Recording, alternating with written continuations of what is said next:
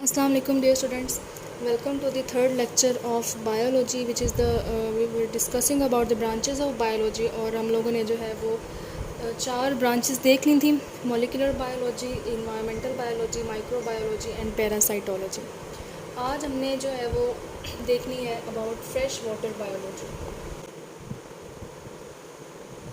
Students, fresh water biology, अब पहले हम लोग देख लेते हैं कि actually what is the fresh water. ठीक है, बुक से हट के मैं आप लोगों को थोड़ा सा एक्सप्लेन करती हूँ कि फ़्रेश वाटर होता क्या है। ये आप लोगों ने बहुत अच्छे तरीके से समझना है क्योंकि आगे हमने इस बारे में जो है वो फिर स्टडी भी करना है। पता होना चाहिए आप लोगों को फ्रेश वाटर और मैरीन वाटर में क्या फ़र्क होता है। स्टूडेंट्स, फ्रेश वाटर वो वाला वाटर होता है जिसके अंदर वाटर की कंसनट्रेशन जो है वो ज़्यादा होती है, और लेकिन जो सॉल्ट्स होते हैं या आइंस वगैरह उनकी कंसंट्रेशन क्या होती है एज़ कम्पेयर टू वाटर कम होता है। और ऐसा सॉल्यूशन या ऐसी चीज़, ऐसा वाटर का जो है वो सॉल्यूशन जिसके अंदर वाटर की कंसंट्रेशन ज़्यादा हो और सॉल्ट्स वगैरह कम हो, ऐसे हम लोग वाटर के सॉल्यूशन को क्या बोलते हैं? Hypotonic solution. मतलब ये हाइपोटोनिक कंडीशन आ जाएगी कि जिसके अंदर हाइपो का मतलब है कम होंगे एंड टॉनिक मीन्स सॉल्ट्स कम होंगे, तो साफ पता चल रहा है कि पानी की अमाउंट क्या होगी इसमें ज़्यादा होगी। अब स्टूडेंट्स, फ्रेश वाटर बायोलॉजी में हम लोग ऐसे जो है वो सॉल्वेंट के बारे में पढ़ते हैं, ऐसे वाटर कंडीशन, ऐसे वाटर बॉडी के बारे में पढ़ते हैं जिसमें वाटर की कंसनट्रेशन तो ज़्यादा होगी बट सॉल्ट्स वगैरह क्या होंगे? कम होंगे।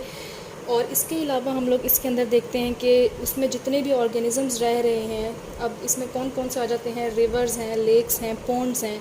ठीक है, तो इसके अंदर जितने भी ऑर्गेनिज़म्स रह रहे हैं वो, और उनका जो है वो उस पानी से फ़िज़िकल इंटरेक्शन क्या है, केमिकल इंटरेक्शन क्या है, वो कैसे उसमें रह रहे हैं, कैसे उसमें से जो है वो फूड ले रहे हैं, और उन तक लाइट पहुंच रही है, कैसे पहुंच रही है। उसके अलावा जो है वो मतलब इस तरह से सारे एट्रीब्यूट्स हम देख लेते हैं फ्रेश वाटर बायोलॉजी में।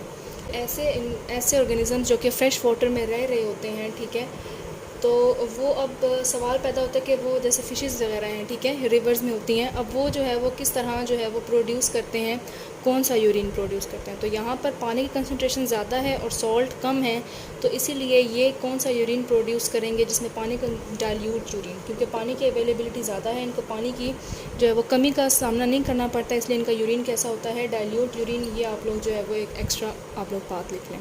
इसके मुकाबले में अगर हम लोग मेरीन वाटर की बात करें, ठीक है, ये फ़्रेश वाटर का कंप्लीट हो गया कि हम इसमें फ़्रेश वाटर ऑर्गेनिज़म्स के बारे में स्टडी करते हैं, उनके एट्रीब्यूट्स देख लेते हैं कि वो किस तरह फ़्रेश वाटर में रह रहे हैं और किस तरह वहाँ से नरिशमेंट हासिल कर रहे हैं, उनकी ग्रोथ, रिप्रोडक्शन वहाँ पर कैसे हो रही है। दूसरा जो इससे रिलेटेड है वो हमारे पास क्या है? मेरीन वाटर है, और इसमें सारा कुछ क्या हो जाएगा? ऑपोजिट हो जाएगा कि अब मेरीन बायोलॉजी। तो मेरीन वाटर, इसमें हम लोग देखते हैं कि वो लाइफ जो कहाँ पर रह रही है? सीज़ एंड ओशंस में, ठीक है, सीज़ और ओशंस। और यहाँ पर जो है वो, यहाँ पर पानी की कंसंट्रेशन कम होती है एज़ कम्पेयर टू सॉल्ट, मतलब कि सॉल्ट ज़्यादा होते हैं। पानी नो डाउट होता है बट सॉल्ट उसके अंदर क्या होते हैं? ज़्यादा होते हैं। तभी आप लोगों ने एक बात सुनी होगी कि समंदर का पानी नमकीन होता है। ये बात आप लोगों ने लाजमी सुनी होगी कि खारा होता है, नमकीन होता है, ठीक है, क्योंकि उसमें जो है वो सॉल्ट की कंसंट्रेशन क्या होती है? ज़्यादा होती है। आप लोगों ने एक नाम भी सुना होगा, डेड सी। उसमें क्या होता है कि उसमें इंसान जो है वो तैरता रहता है ऊपर, उधर सॉल्ट की इतनी ज़्यादा अमाउंट होती है, ठीक है, तो वहाँ पर इंसान ऊपर तैरता रहता है, वो जो है वो नीचे नहीं जाता। और अब साइंटिफिक रिसर्च ने जो है इस बात को प्रूव किया है कि नीचे जो है वो बहुत ज़्यादा जो है वो एक पूरी सिविलाइजेशन नीचे हुई हुई है। अल्लाह ताला ने जो है वो जब अज़ाब आया था तो फिर पूरी सिविलाइजेशन पानी के अंदर चली गई थी नूह अलैहिस्सलाम की कौम पर। तो वो इसी वजह से वो पानी जो है वो इतना नमकीन है, क्योंकि उनमें उनकी बॉडीज़ में से जो है वो सारा नमक जो है वो कहाँ आ गया? उस पानी के अंदर फैल गया, तो इसलिए वो जो है वो इतनी नमकीन है और उसकी डेंसिटी इतनी ज़्यादा हो गई है कि उसके ऊपर कोई इंसान भी जाए तो उसके ऊपर फ्लोट करता है, उसके अंदर सिंक नहीं कर सकता। तो खैर, सीज़ और ओशंस के अंदर जो है वो वाटर कंसंट्रेशन कम होती है, सॉल्ट या आयरन की कंसंट्रेशन ज़्यादा होती है, इसीलिए क्योंकि पानी की कंसंट्रेशन कम होगी तो इनके जो बॉडी है वो कैसा यूरिन प्रोड्यूस करती है? कंसंट्रेटेड। कंसंट्रेटेड का मतलब क्या है कि जिसके अंदर कंसनट्रेट जिसके अंदर सॉल्ट ज़्यादा होंगे और पानी कम होगा, क्योंकि पहले इनको पानी की कमी का सामना है, तो इन्होंने पानी अपने अंदर रखना है और ऐसा यूरिन प्रोड्यूस करेंगे जिसमें पानी क्या हो, कम हो, ठीक है, क्योंकि पानी अपने अंदर क्या कर लेंगे, स्टोर कर लेंगे।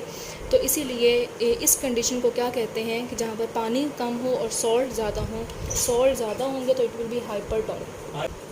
स्टूडेंट्स, नेक्स्ट जो हमारी ब्रांच है वो है ह्यूमन बायोलॉजी।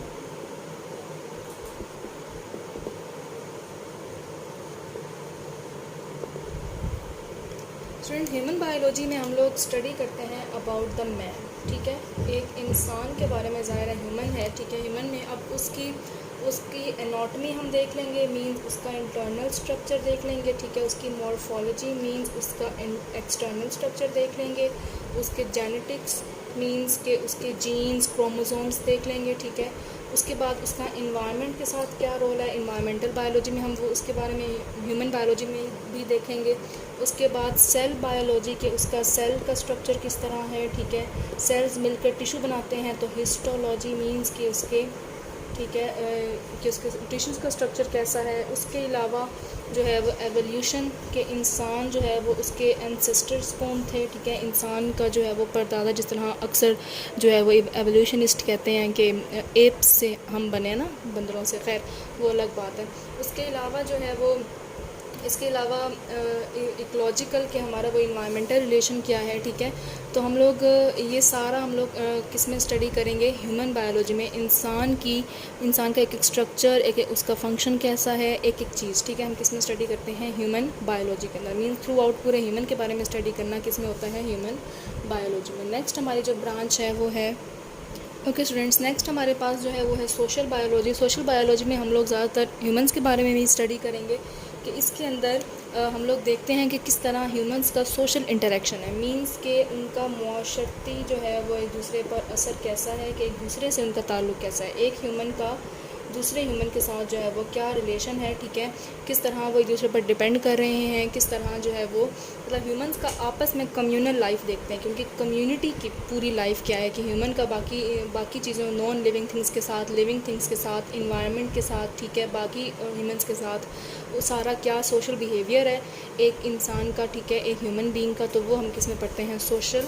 बायोलॉजी में, ठीक है। सोशल बिहेवियर का मतलब है कि उसका मुआशरे में कैसा बिहेवियर है, ठीक है, और कम्युनल लाइफ का मतलब है कि एज अ कम्युनिटी वो कैसे रह रहे हैं, कि एज अ मतलब कि उनकी पूरी ज़ाहिर पॉपुलेशंस मिलकर कम्युनिटी बनाती हैं, तो डिफरेंट पॉपुलेशंस के साथ उनका क्या इंटरेक्शन हो रहा है वो हम किस में देखते हैं, सोशल बायोलॉजी के अंदर। Student, last but not the least, बहुत आजकल जो है वो इसकी डिमांड है, इस ब्रांच ऑफ बायोलॉजी को बहुत ज़्यादा जो है वो एज ए सब्जेक्ट और करियर लोग चूज़ करते हैं, विच इज़ बायोटेक्नोलॉजी। स्टूडेंट्स, आप लोगों को पता है कि टेक्नोलॉजी का ज़माना है, ठीक है, और लिविंग ऑर्गेनिज्म को हम ज़्यादा यूज़ कर रहे हैं टेक्नोलॉजिकल प्रोसेसेस में, ठीक है, मेकिंग में, जैसे हम इंसुलिन बनाते हैं तो हम बैक्टीरिया को यूज़ करते हैं, ठीक है, और इंसुलिन आप लोगों को पता है कि डायबिटिक पेशेंट्स का ग्लूकोज लेवल लोअर करने के लिए टू द नॉर्मल लेवल, ठीक है, तो हम क्या यूज़ करते हैं, इंसुलिन। तो इंतहाई जो है वो एक बेनिफिशियल हमारे पास ये ब्रांच है बायोटेक्नोलॉजी मींस की using of living organism in the technological processes, ठीक है। तो इसमें इसकी जो आम डेफिनेशन है वो यही है, यूज़ ऑफ लिविंग ऑर्गेनिज्म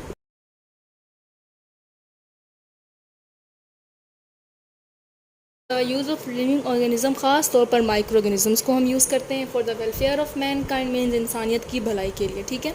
जिस तरह बैक्टीरिया से हम लोग क्या बना रहे हैं, इंसुलिन, ठीक है, मोस्ट कॉमन एग्जांपल है। उसके अलावा कुछ वायरसेस से हम एंटीवायरल प्रोटीन ले रहे हैं, ठीक है, जिस तरह इंटरफेरोन वगैरह है। तो हम लोग जो है वो क्या करते हैं, बायोटेक्नोलॉजी के आप लोग 10 क्लास में आप लोगों ने पढ़ा है कि बहुत जो है वो हम लोग यूज़ कर रहे हैं। उसके अलावा बहुत वैक्सीन्स हम लोग बनवा रहे हैं बायोटेक्नोलॉजी से। उसके अलावा जो है वो बहुत ज़्यादा मेडिसिन वगैरह हैं।